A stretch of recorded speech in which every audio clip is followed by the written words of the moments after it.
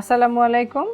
I am Dr. Syeda Farzana Yesmin, Associate Professor Gynae and Obst, Khulna, Akij Medical College, Hospital, Khulna.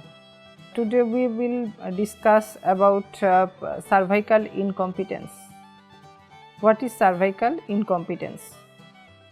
When the retentive power of the cervix, mainly the internal os, is impaired functionally and or anatomically, then we call it cervical incompetence. What are the causes of cervical incompetence? Cervical incompetence, causes of cervical incompetence may be acquired or congenital. Congenital abnormality of the uterus mainly. Congenital weakness of the internal os may be responsible for congenital cause. And among the acquired causes, some operative procedures such as DNC may be responsible, or induced abortion followed by DNC may be responsible. And third, operative vaginal delivery before full dilatation of the cervix may be responsible.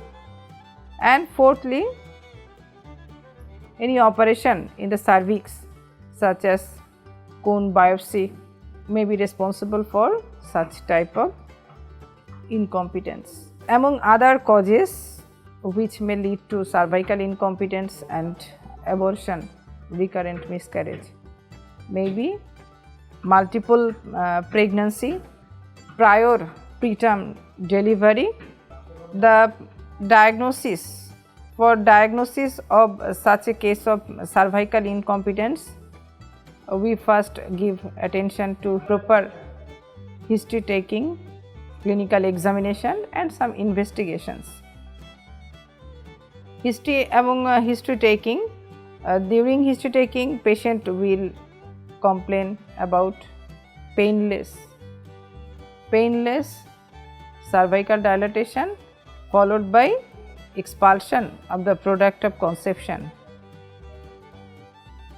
Painless cervical dilatation followed by expulsion of the product of conception, which occurred repeatedly in previous pregnancies.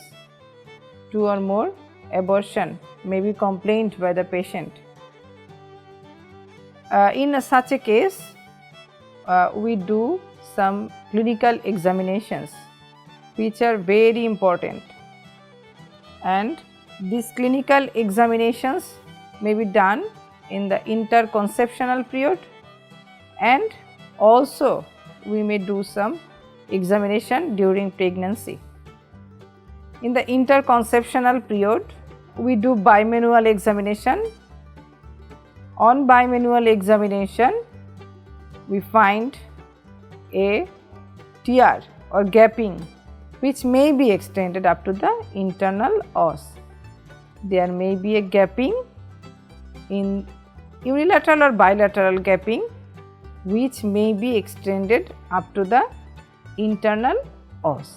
If we do examination with Hagars dilator, passage of Hagars dilator number 6 to 8.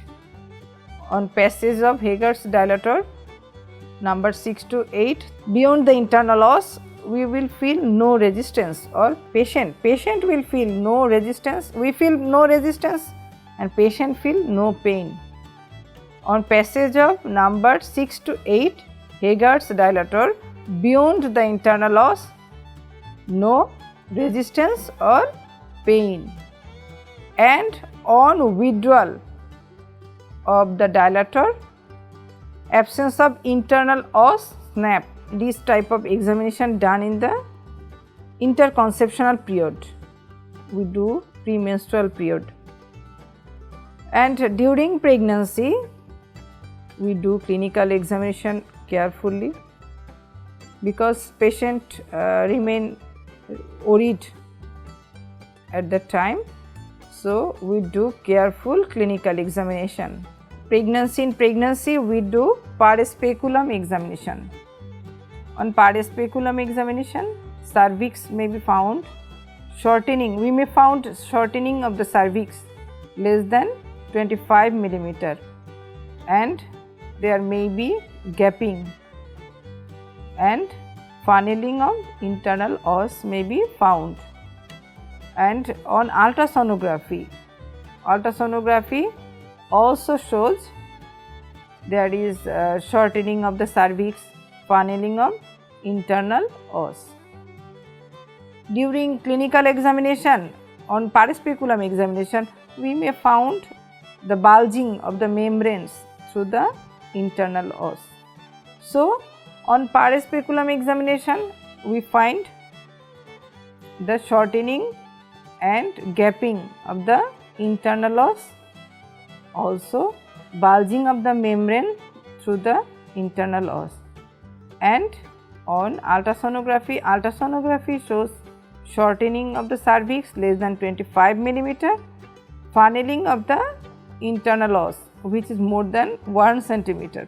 Now we do some investigations, routine investigations which may be supportive, and if we are confirmed that the previous pregnancy losses were due to cervical incompetence, then we will give some advice to the patient and do some measures. Patient will be careful in such cases and will do careful antenatal checkup.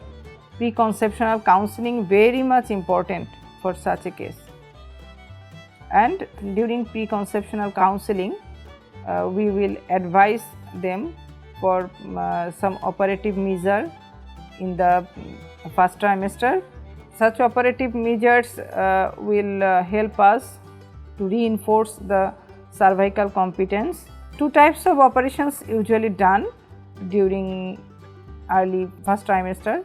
These operations are named Shirodkar suture and McDonald suture.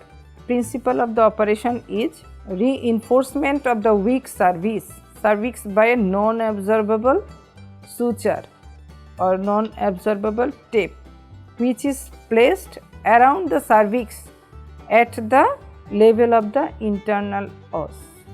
Reinforcement of the weak cervix by a non-absorbable tape around the cervix at the level of the internal os. Time of operation, we do such a type of operation, prophylactically or emergency basis. During prophylactic operation, we choose the time usually before 14 weeks or 2 weeks before or earlier the last wastage. It may be done even at 10th week. Prophylactic circlage operation is done around 14 weeks of pregnancy, 2 weeks earlier the lowest period of last wastage, and we may do it even at 10th week. Emergency circlage operation may be done when the cervix is dilated but not less than 4 centimeter and there is slight bulging of the membranes. And prior to such type of operation, we must assess the fetal growth and we must exclude any congenital abnormality. Shirodkar suture. In Shirodkar suture, 2 incisions are made, one transverse incision on the anterior vaginal wall just below the base of the bladder at the junction of the rugose vaginal epithelium and smooth cervical epithelium, and another vertical incision is made on the posterior wall between the vaginal epithelium and smooth cervical epithelium, and the ends of the suture tied anteriorly. And in case of McDonald suture, suture operation is started. The suture is placed anteriorly between the rugose vaginal epithelium and the smooth cervical epithelium. 4 to 5 stitches are made around the cervix, laterally, posteriorly, and the two ends of the suture material is tied anteriorly. In case of Shirodkar suture, ends of the suture material tied posteriorly, and in case of McDonald suture, in case of Shirodkar suture, the ends of the suture material tied posteriorly, and in case of McDonald suture, the ends of the suture material tied anteriorly. And nowadays choice of operation is McDonald suture, as there is less bleeding, simple procedure is simple, less bleeding with good success rate, and also cervical scar and chance of cervical dystocia is less. So, McDonald suture is preferred nowadays. In such a case, we need some post-operative care. The patient will stay at hospital for 2 to 3 days. Bed rest should be ensured during this period, and we give support to the pregnancy by 17 alpha hydroxyprogesterone is given 500 mg IM weekly. We also give some tocolytic agents like Isox Supreme 8 hourly, and during discharge we give some advice. Patient should be on regular antenatal checkup, should avoid intercourse, should avoid journey and strenuous exercise or household activities. Periodic ultrasonographic evaluation of the fetus and the cervix. We remove the stitch usually at 37th week. We may remove this earlier, and if any complication arises, we should remove the stitch. Otherwise, it will lead to rupture uterus, cervical tear if labor pain starts. So, we should remove the stitch before labor pain, before starting of labor pain.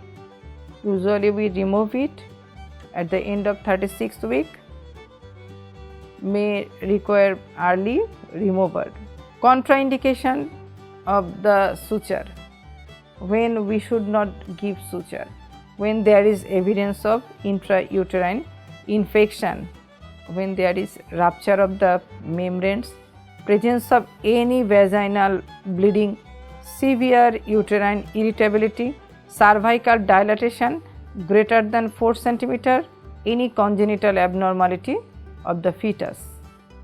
And complications. What are the complications of such an operation? Slipping or cutting through the suture, chorioamnionitis, rupture of the membranes, abortion or preterm labor, cervical laceration during delivery, cervical scarring and dystocia may occur due to such type of suturing. The success rate of such type of operation is 80 to 90%, and such type of operation may give a successful pregnancy, and a mother, due to such operation, a mother will fulfill her desire.